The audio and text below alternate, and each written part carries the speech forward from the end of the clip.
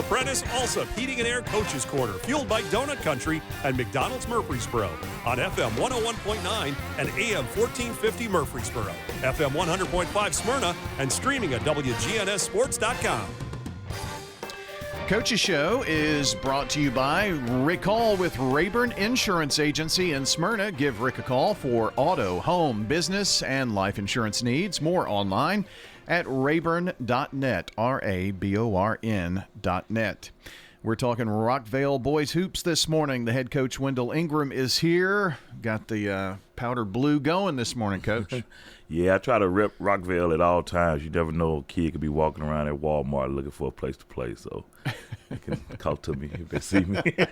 I guess that's not recruiting, is it? Hope Tito's it's all at the football state tournament. I mean, they see the Power R and know that recognizable Rockvale logo, and you just never know, right? Right. How have things been going?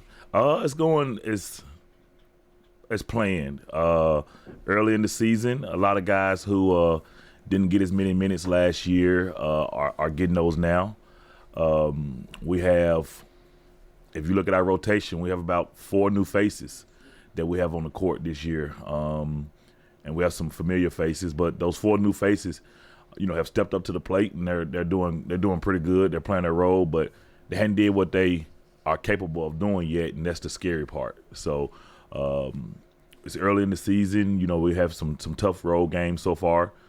And it's not going to get easier going forward. Yeah, well, one of those familiar faces, Malachi Long, he had 23 in your win over Clarksville Academy.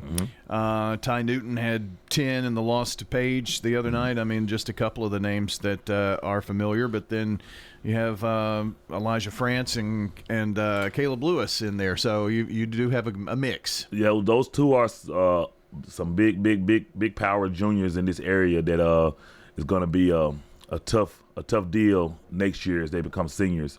And then we also have a transfer in Wyatt that transferred into a 6'7" kid, very raw, but he's capable of doing a lot. But he just got to get comfortable with the guys and get used to our fast-paced offense.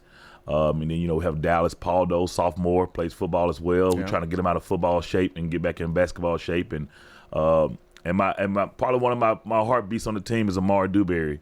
He's accepting his role. Man, great kid, high energy. Him and my son Braylon, man, those two are my seniors as well. And they're basically our heartbeats of the team as well, man. They start practice, they end practice shooting the ball and working out in the weight room and things like that.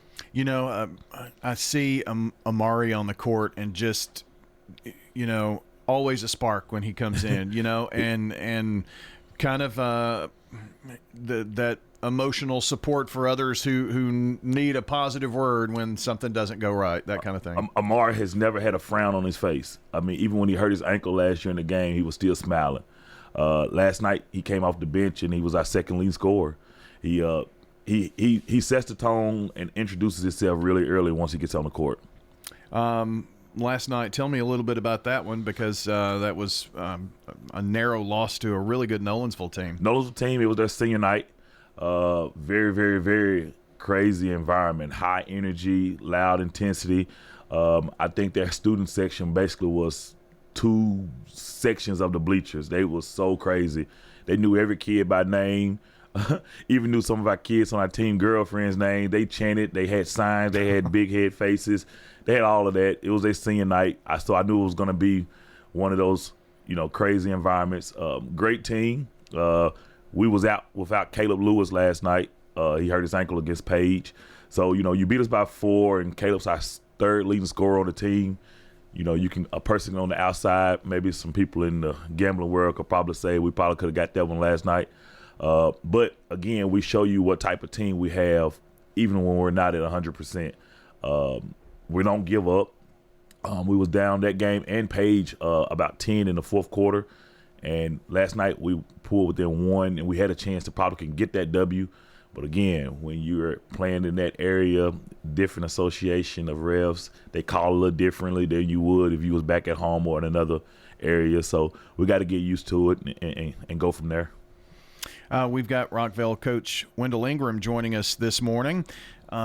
Your 3 recent losses are by a total of 6 and 9 points. Yes.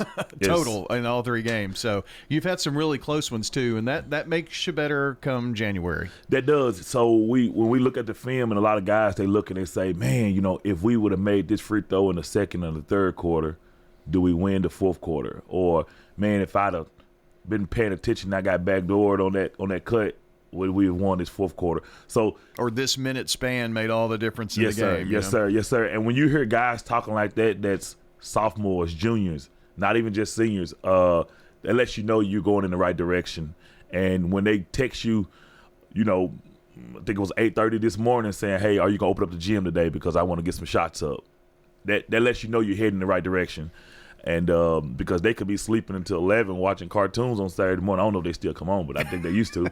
But in our day, I was sitting eat Fruit Loops until 10:30 watching cartoons. But those guys rather be in the gym right now because they know what type of team we have this year, and they have a goal set. But I got to remind them, we can't keep looking at that goal. We got to take care of what's going on right now, and then that's going to come. That's going to come. I think we've got. Are going to have a super competitive district this year. Saul Blackman last night for the first time this year. Solid. Got most everybody back from a solid team from the last couple of years, honestly. Oakland's, they don't have their full team back. Still some playing football. And so, I'm not going to list all of them. But, I think it's going to be super competitive this year. This is going to be a big, big district. Every coach that I've talked to so far in the game, he's like, hey, you guys play in a tough district, and at the end of the game, they shed some advice and some tips, and they're like, hey, I can't wait to keep up what's going on in that district because it's going to be tough. We just basically withheld punches from you guys, and hopefully they can take those punches in January from you guys, and we're going to be a tough team to deal with come district play. It's guys that no one pretty much doesn't seen enough film on or know enough about them yet, to where when they do step out on that court, they're going to be like, whoa, that's not part of my scouting report. And that's what's been going on. Going into the season, a lot of the writers was like, Ty Newton, Malachi Long, they're going to be, but no one heard of Elijah Franz up here recently, and he's going to be a tough one to deal with day in and day out.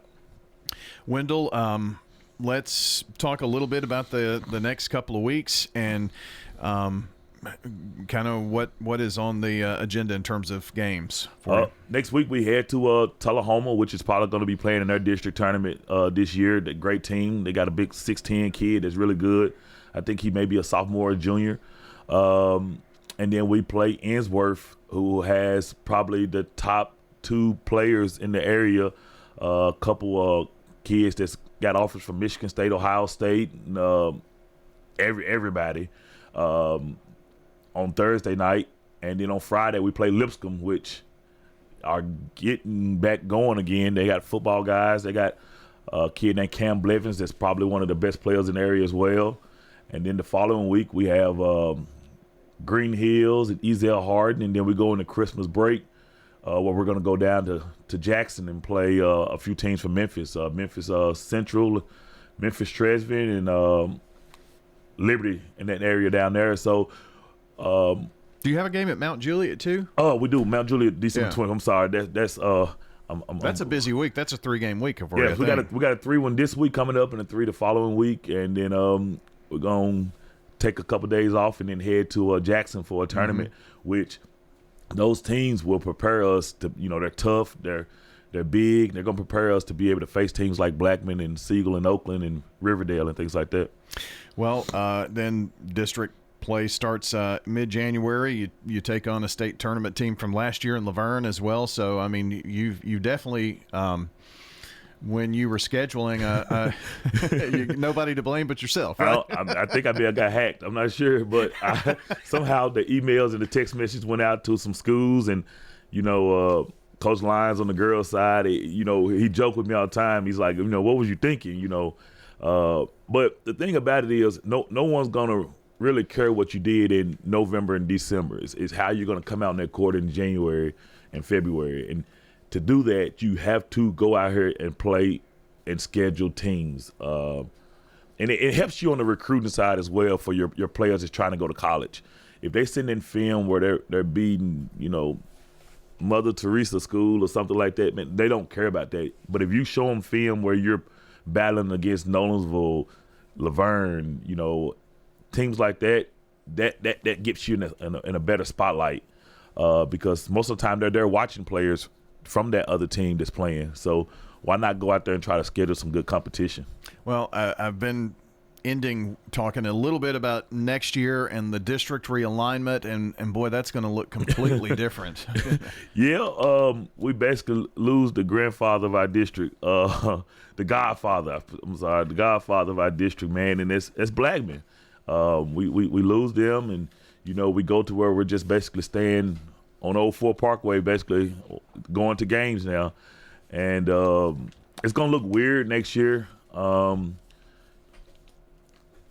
I guess you can say it's some pros and cons to it, but we're going to still only got 6 district games, and that's what's going to be the weirdest part. You're going to end up finding out, man, if you go have to travel a lot, I feel like. But you still got those relationships with those teams on the other side, with Omar and Rutland and Coach Wortman, them, where you can still schedule those games.